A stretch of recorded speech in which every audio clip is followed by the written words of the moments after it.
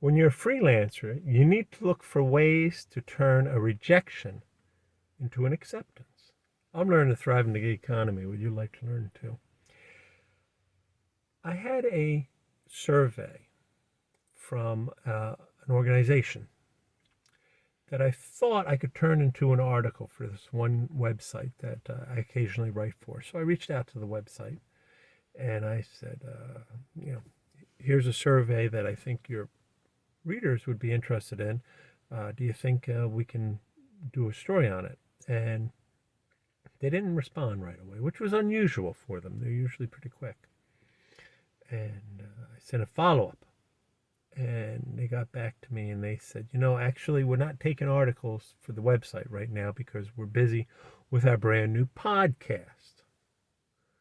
And we just don't have the capacity to edit an article right now. And, maybe when I had started out as a freelance, I would have said, okay, well, never mind, I'll just move on, But I got to talking to them and they got to talking to me. And the bottom line is that even though I've never done a podcast and I'm actually not going to do their podcast, they're going to pay me a little coin to arrange for the people that put together this survey to go on the podcast. They're going to have me put together a range of questions that they can ask about the survey. And then they're going to pay me to take the Q&A, streamline it down, and put the transcript on their website. So I'm not going to get paid as much as if I'd written a full article. But I'm going to get paid something, and I'm going to do a little work for them. And it's a little bit out of my normal routine. But the key is, when they said no because of this reason, I was able to look at that reason, which is that they're busy with their podcast, and say, hey, you know what? We can do together this survey, even though it's going to be in a different form, and I'm not going to get paid as much. But at least we've got something there. And the best part about this is that it helps to build the relationship with the client because they're looking for people for their podcast. It's new. And I've just basically handed them their podcast for a week. They're going to have the guests that I've arranged. I'm going to put the questions together.